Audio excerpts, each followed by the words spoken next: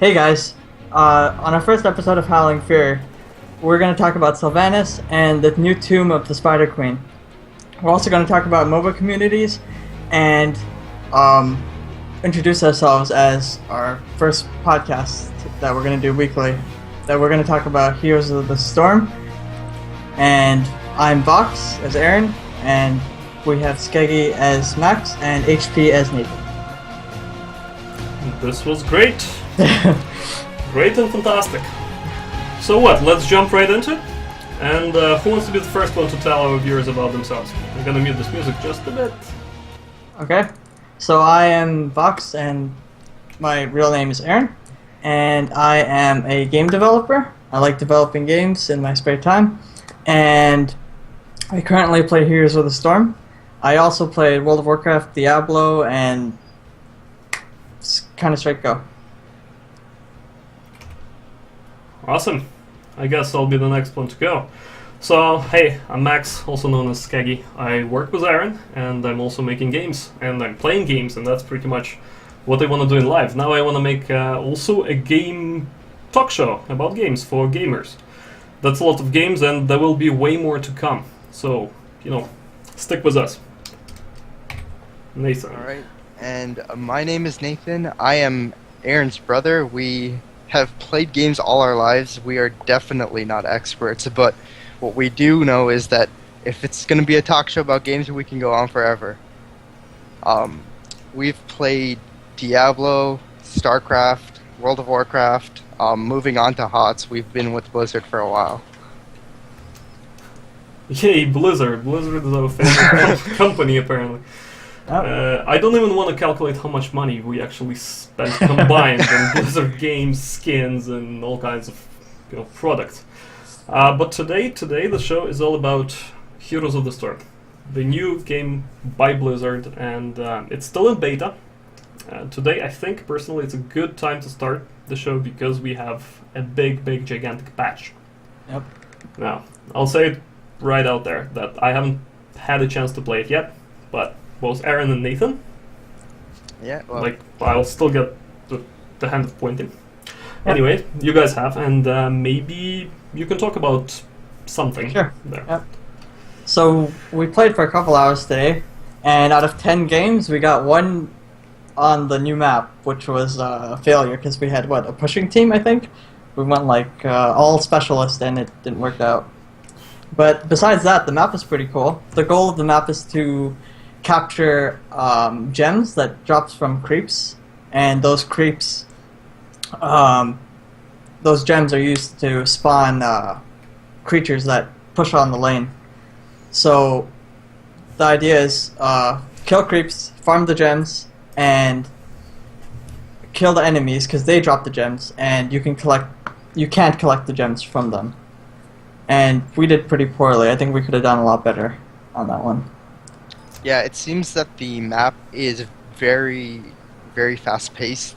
The amount of gems that drop seem to be around 3 per wave from these additional spiders that spawn at the back of the waves. And each team is to collect their own. You can't really deny the enemy team of gems, but you can kill them in order to remove the gems once they've collected them. Mm-hmm. So that sounds cool enough. It's too bad that you guys lost.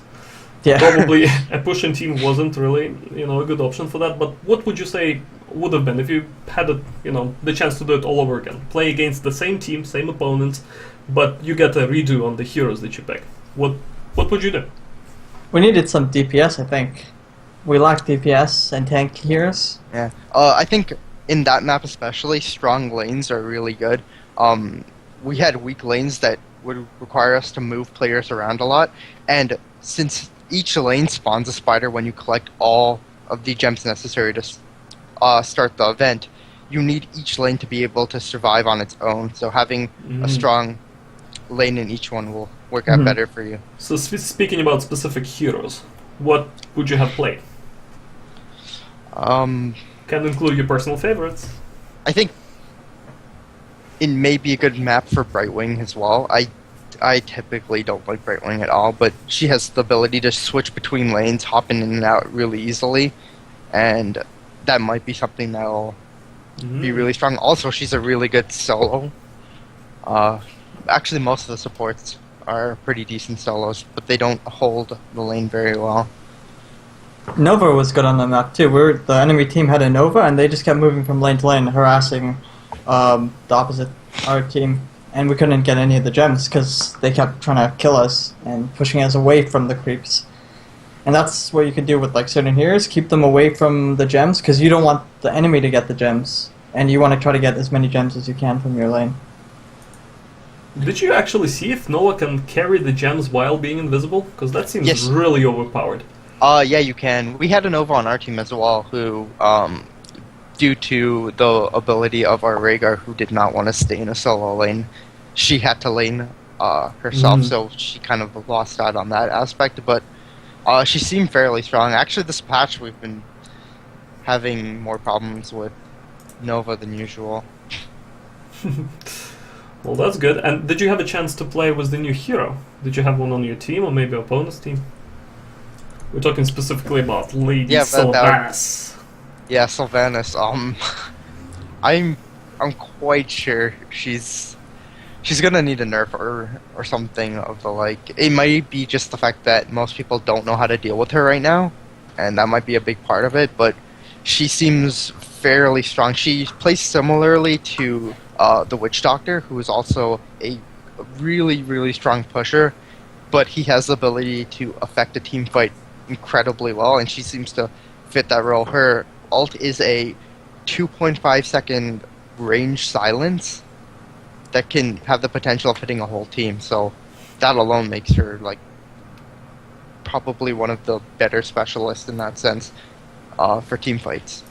Well, yeah, granted this is the first week, most likely she's a little bit, let's say, overtuned for the current maps and content, and I'm quite sure we're gonna get destroyed by players using Sylvanas in their teams quite a lot this week. But you know, it's still beta, right? So we're still kind of going through it. Do you have like any particular builds in mind that we could suggest our viewers maybe to try out for Sylvanas specifically? Anyone? It's a bit early to speculate on builds. Like, I didn't really play her, so I'm not really sure what her abilities are. Yeah, I didn't buy her because those other guys on the team were playing her. All right. But so we can look at her abilities, I suppose. Yeah. So let me see what I can fish out here. So the basic abilities, let's just read them over and kind of speculate on it, and next week we're gonna come back to this thing and see if we were right or not. Yeah. So for basic, she has a Withering Fire, shoots the closest enemy for 25 damage, prefers heroes, and stores up to 5 charges. So this is not a skill shot really, it just shoots the closest one. Okay, the Shadow Dagger deals 10 damage and additional 40 damage over 2 seconds to target unit. This effect spreads to nearby units. Very interesting. And Haunting Wave, send forth a wave of banshees, dealing 30 damage to all targets. Reactivate to teleport to the Banshee location, so this looks like a potential for her to harass the lanes a little bit, right? So what would you make out of this without the ultimates? Is it just purely a lane pusher, or she has some maybe other? She's definitely a lane pusher, but she's also good at her like ganking, I would say. Mm-hmm. She has that teleport, which is very, very useful for her to get out of situations. Yeah, so that could be used for chasing targets too, right? Yeah. Yeah, I think more than chasing, she's very good against opponents who are chasing her. She has a great escape in Haunting Wave, and Withering Fire also makes it impossible for someone to chase without taking quite a lot of damage from her. But in that sense, her lane pushing seems to be really strong. I believe she had a few talents that synergized really well, where every time she killed a minion, it would cause a Withering Fireball to shoot out, and she could clear entire waves in like 2-3 seconds. Well, even looking at her trait, that I didn't include in this, but I should have, it's the Black Arrows. Basically, her basic attacks and abilities stun minions, mercenaries, and towers. Yeah. So all she does has a stun in it, right? Yeah. And as we know, stuns are really rare. This, but it's only minions. It does not affect players, but I see.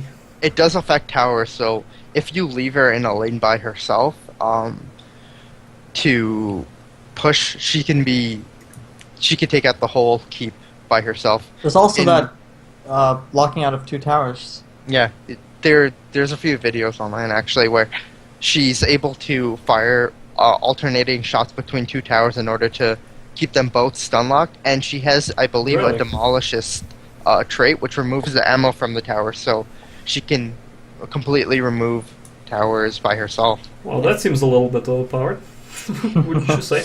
Yep. Suppose we're gonna have the hero on like every team definitely out there for the whole week. Yeah, we did, I think, 2 ranked games as well, and the first ranked game we did, we had first pick and we got Sylvanas, and the other team left the game Because you before. got Sylvanas. Yeah, the queue, Maybe. and then we did a second one, and we actually got Sylvanas, and they played through it, and in that game, it was, granted, we don't do many ranked games, so when we did go into ranked, it was versus lower level players, but we completely stomped the game in that one. That sounds really cool. What about the visuals? Artistically, is she an appealing model, appealing character? Yeah, I think she's actually one of the highest polygon models that they've done. Like, aesthetically, too, she fits in really well. We were actually comparing her to Tyrande, who is a similar style of model, even though one's a Night Elf and one's a Blood Elf. They both have similar styles, and they both have a Blood Elf model. I mean, they're both And Night Elves. No, Sylvanas is a Blood Elf. Oh. Is But, she? yeah. She's a Blood Elf who died, and then... I thought she's a Night Elf. Oh. Yeah. Alright. Well, how about the skins? Did she get any skins yet, or is it still... I coming believe up? she has the skin where she is still a Blood Elf and not a Banshee Queen. So it's like I believe a Ranger skin. The Ranger skin, that probably is really nice. And it's currently available for gold, I suppose? Question mark? That's for real money? The skins are always gold. I don't think anything other than master skins are. Oh, that's the master skin for her, you're saying? No, her master skin is just an additional detailing. She gains a mask, like a larger cape, and a nicer bow. But her alternate skin, which is the one where she's just a Blood Elf that isn't dead. Wow, I see. Well, something to work towards, for sure. For sure. Alright, so cool. So that takes care of Sylvanas. Do we have anything else to add about this specific hero or the battleground? No? We didn't get to play it that much, so... Yeah, I think we would need to play the Battleground more before we give So out any definitely opinions. something for next week. We have to really come back with, full report of what this hero does. Why is she so appealing? Maybe even show some videos. For her appealing factor, I don't know if we want to go over her ult right now, but her Absolutely. ult is the big thing about her. Her Wailing Arrow itself is a 2.5 second silence, which completely neglects every hero other than a few auto-attacking heroes like Thala. And it pretty much wins you teamfights on its own. Along with that, when you reach level 20, it gains its ultimate version, which doubles the length of the silence. So you have a 5-second silence on that ult, which most teamfights do not even go for that long. And what's the other ultimate that she has? Possession. We were playing around it for a bit, and we found it to just be fairly weak compared to the Wailing Arrow. You convert a minion on a 4-second cooldown. You can convert a minion, increasing its attack damage and health. So you can use this on waves to take over maybe their mage or something, and increase its damage and health and have your lane push more. And on a 4-second cooldown, it's good, but the only minions that you can take over that are higher than the normal wave is the catapult. So your enemy team has to be pushing you harder and have taken out your main keep in order for the catapults to spawn. And in that case, you're already behind. Well, I guess the most pressing question that probably lots of viewers have, and I definitely do, maybe Aaron too, can you possess a boss, for instance? Is that the main? No, there is a level 20 version of the skill which lets you possess mercenaries, so bruisers and siege minions, but you cannot possess the bosses of like the Grave Golem and the that because that would be really devastating. Yeah, the Grave Golem on Blackheart's Bay would be amazing to do, but Yeah. that would also make it very, very broken, I think. All the effort that people spent into getting the boss down, and all of a sudden it's not yours anymore. Yeah. This would be great. Well, good thing Blizzard figured out that that's a bad idea off the bat and didn't even include that into the first week, because we would see that. It sometime honestly after. makes the alt feel weaker because it doesn't have a large strength to it, like a big power swing like most other alts do. Mhm. There's very few alts that don't seem like huge power momentum swings in battle. Like Curse doesn't have any application to a real team fight. Right. Okay, well, fair enough. I know there are lots of other things that we include in patch notes. Did you guys have a chance to look through them and maybe found something that is really appealing to you particularly? The huge nerfs to Uther were pretty Nazebo. bad. Well, I didn't actually see Nazebo's nerfs. What happened to him? I just nerfed his specialized toxin. Well, I'm mad because I play him a lot, so... So what happened to him now? Uther or... Nazebo. That seems to be... I haven't played him. I should have played him, actually. But they actually buffed his Gargantuan quite a bit and improved his AI, so I'm hoping he doesn't attack creeps when there's, heroes around. What did he do it before? Yeah, you would summon him and he would attack creep because he's stupid. And you could be dying and the Gargantuan's sitting there just looking at you. I believe they updated his control mechanisms to work similarly to the Ultralisk and the Nova? the water elemental from Jaina. They both, if you press R and then click, he'll move, and if you press R and click on a hero, he'll attack that hero specifically. So that's a nice buff to him indirectly. Because he did have significant damage, it's just the control on him was, it wasn't even there before. Well, from what I know, the AI is still being developed by Blizzard to make many minions and things that hero don't have to specifically control. It's under development and they're constantly improving it. They're trying to avoid this whole pitfall of having too many things to manage, right? Like if you have to control your Gargantuan manually and if you control anything that you summon, this would be horrible for some players. So they're trying to give it an option to just do things and so that's really the big thing. There is a place for those heroes though. They have Lost Vikings, who is another hero that requires a lot of control. So I think having the option for the Gargantuan with a lot more control required is there, because there are some players that would want that higher skill cap, and they can even make the Gargantuan a little bit stronger than the Whale Ravenous Spirit, because the skill cap difference would make most players go for the Ravenous Spirit, and it's also a much safer bet. But I think there should be a place for the Gargantuan, at least with higher level players. So would you think it makes a good ability on some level, maybe like a 13, 16 level ability for making the particular Gargantuan player controlled, not automatic? I think if anything they can move it to 20 and give it some sort of a stun or something in order for a high level player to focus fire on, let's say, another Witch Doctor who has the other alt. Send it after them. So that way it's not just a damage source that's gonna die right away or be stunned or something. I hope Blizzard is watching this or will watch this. Currently they're very unlikely given it's the first episode and implement something like this. This would be amazing. Giving players that deserve it or want it, period, something to play with while making it accessible to basically everybody else. So that's cool. Anything else in the patch notes that draw your attention? I did want to go over the Uther. Oh yeah, the Uther. I feel like he just went from a tier 1 or 2 hero to a tier 4 or 5 hero, because he I'm not sure if you're familiar with his combo, which was the sprint into alt that a lot of people used to do, where you'd hit sprint and you just run into the middle of the team and alt, and at 20 you'd have the larger version of the alt, so you'd hit practically the whole team with it. They completely removed sprint off of his talent list, so he no longer has any form of initiation to get into the fight, and they nerfed the range on his Divine Storm, which is his ultimate.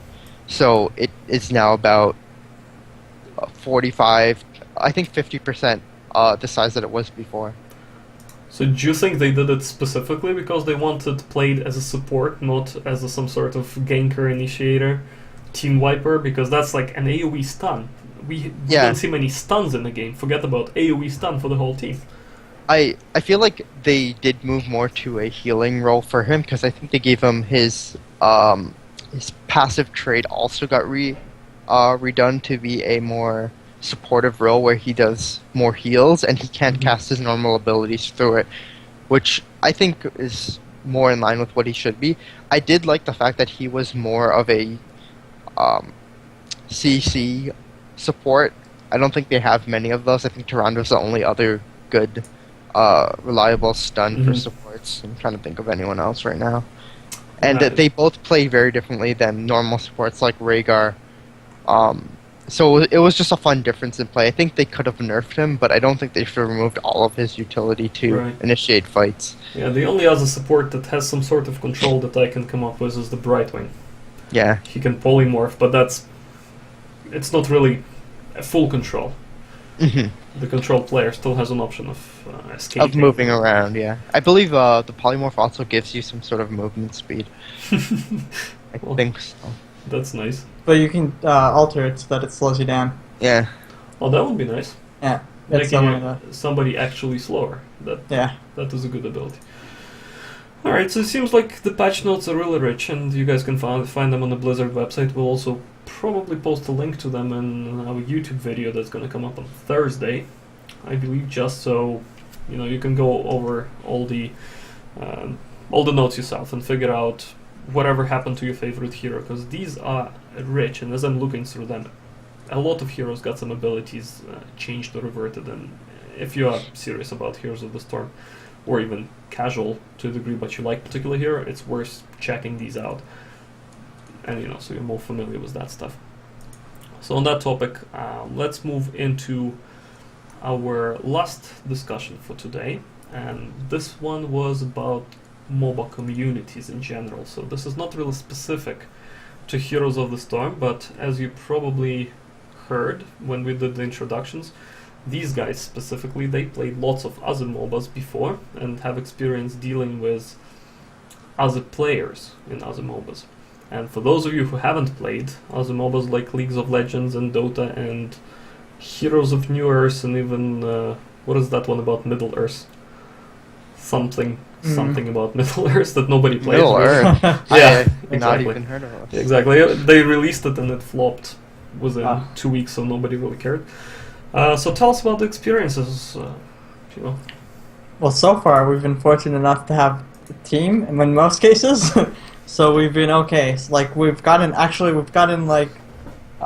really dealt with random pugs so far. When we I think we've had that one random player that completely didn't understand the game. Yeah, and I think that may be more of a fault of the matchmaking system still not refined enough, and also the fact that there's such a small player base, so it can't put us with people of similar skills, because it is frustrating to play with people that aren't of the same skill level. So when you guys want to move as a group or something like that and they stay in lane, it's really hard to communicate. And even if you're typing, some people just take it as you're just commenting on their playstyle rather than giving them advice.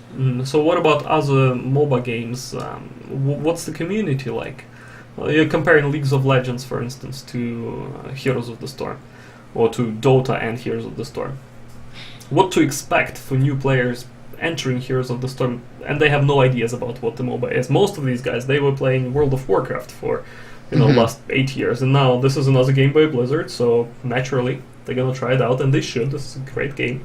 Well, out of the 3 games, this is probably the least to get raged at. You'll still get raged at, but it's probably the least, because all you have to do is follow objectives, and in most cases, if you have a brain, you'll be able to follow the objectives, and no one will yell at you, but like you find those rare cases where there's like people that don't know what they're doing, and it's 50-50 on like who you get. Like so far, it's a very small group of people.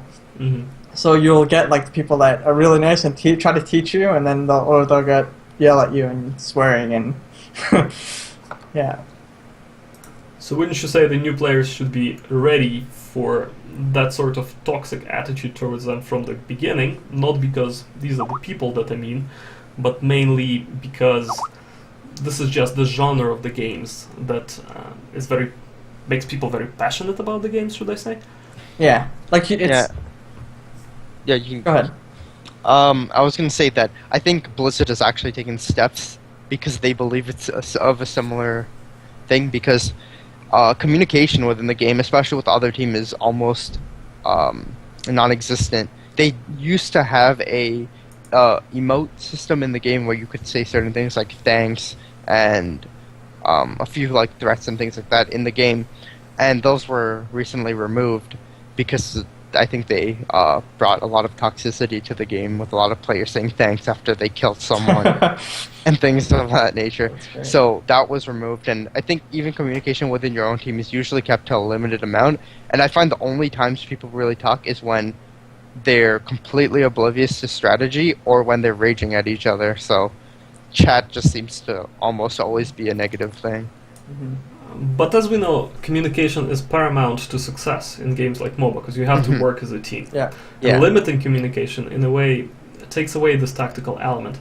Do you think that Blizzard will enable it, at least for the ranked matchmaking system, specifically for teams, or even you can chat random?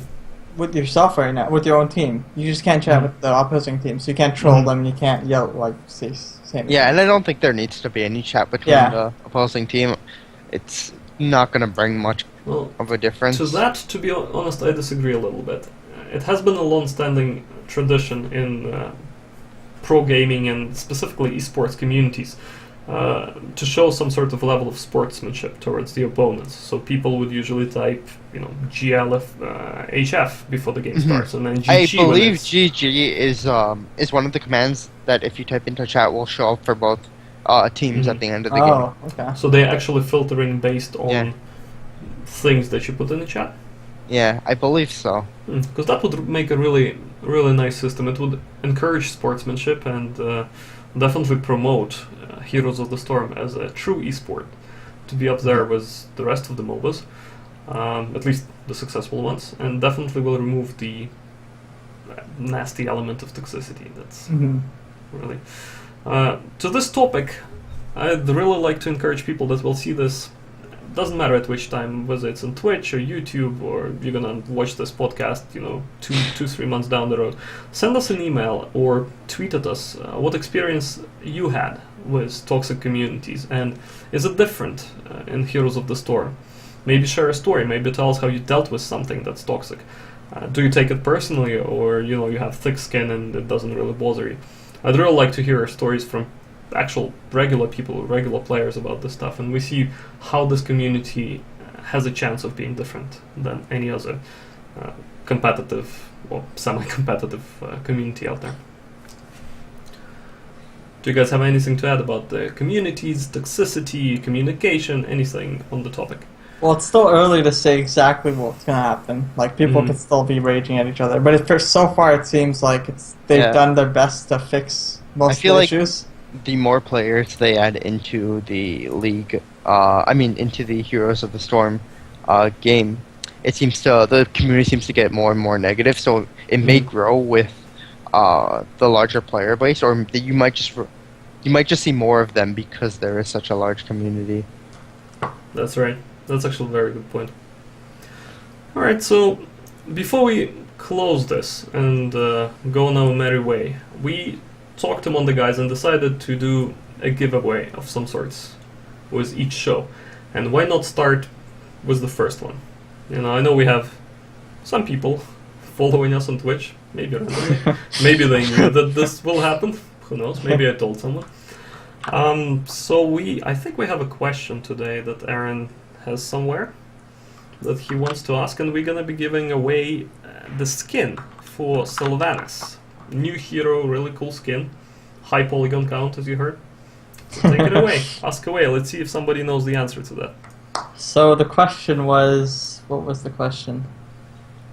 Hopefully it's Sylvanas related. Yes, it was.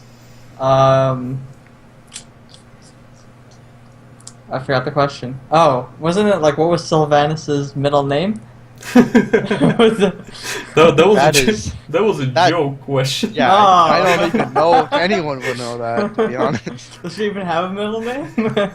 It's a trick question. I don't think she does. And Windrunner doesn't quite qualify for a middle name, Yeah, does it? maybe it's wind. Okay, we can do like, It's just runner. what is the name of the city she rules, or... Sure. Let's see Shoot. if somebody knows that. Oh. So the first answer usually gets that. We don't have to wait for these guys. But if somebody knows, the question is, what city is Dark Lady Sylvanas the ruler of? And for that you probably need some information outside Heroes of the Storm, I trust, right? That doesn't have cities and rulers and stuff like that.